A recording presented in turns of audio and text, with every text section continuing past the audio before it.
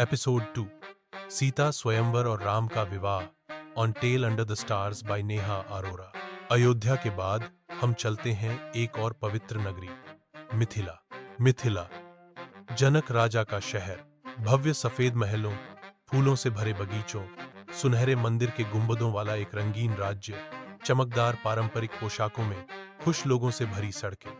राजकुमारी S वह अपनी सहेलियों के साथ बगीचे में टहलती हुई देखी गई। अयोध्या के बाद हम एक और पवित्र नगरी मिथिला चलते हैं। यहाँ के राजा थे महाराज जनक। उनकी एक बेटी थी सीता। सीता सुंदर, वह ज्ञान और दया का जीवित रूप थी। जनक और रानी सुनैना ने उसे बहुत प्रेम से पाला।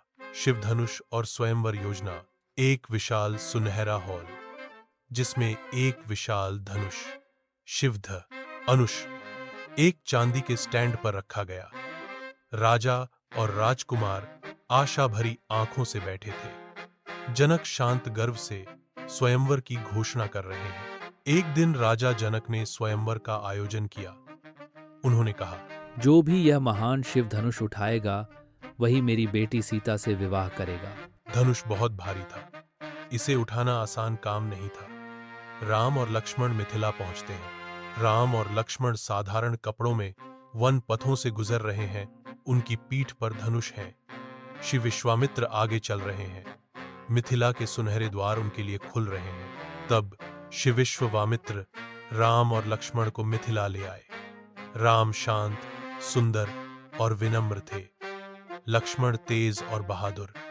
राजा जनक ने उनका हार्दिक स्वागत किया। सीता पहली बार राम को देखती हैं। सीता एक सुंदर बगीचे में सुनहरी कढ़ाई के साथ एक चमकदार गुलाबी लहंगा पहने हुए एक बालकनी से राम को देखती है। राम एक हिरण को खाना खिला रहा है। हवा धीरे धीरे बहती है।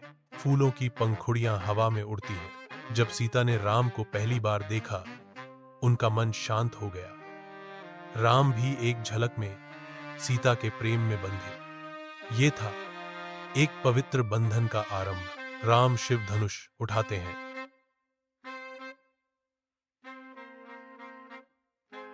स्वयंवर हॉल में भारी भीड़। राजकुमार धनुष उठाने में असफल रहे। राम पीले रेशम में आगे बढ़ते हैं। शांत होकर धनुष को हाथ जोड़ते हैं और आसानी से उठाते हैं। धनुष एक दिव्य ध्वनि के साथ टूट जाता है।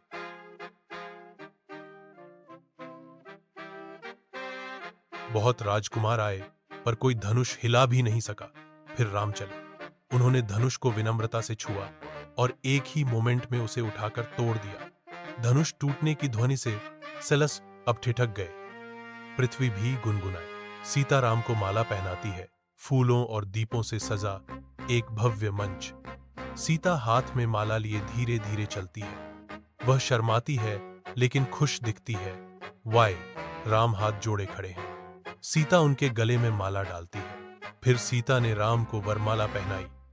फूल गिरने लगे, वीणा बजने लगी और सभी लोगों के चेहरे खुशी से चमक उठे।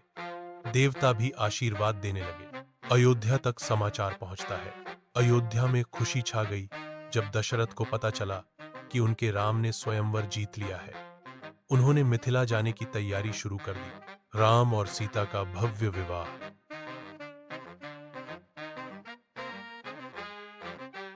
हर जगह जलते हुए तेल के लैंप के साथ एक रात की शादी। राम क्रीम शेरवानी में सुनहरी कढ़ाई के साथ, सीता भारी सोने के गहनों के साथ लाल रेशम की साड़ी में। आग में मध्य में पुजारी मंत्रों का जाप कर रहे हैं। राम और सीता का विवाह एक दिव्य अनुभव था। सभी देवता और शिव शुभकामनाएं देने आए। राम सीता ने अग्नि को साक्षी मानकर साथ जीवन बिताया, ने का वचन दिया। उसी दिन लक्ष्मण का विवाह उर्मिला से हुआ, भरत का मांडवी से और शत्रुघ्न का श्रुति कीर्ति से। जनक परिवार और दशरथ वंश एक पवित्र रिश्ते में जुड़ गए। राम और सीता अयोध्या लौटते हैं। भव्य रथ में नवविवाहित जोड़े। सड़कों पर खड़े लोग फूल फेंक रहे हैं।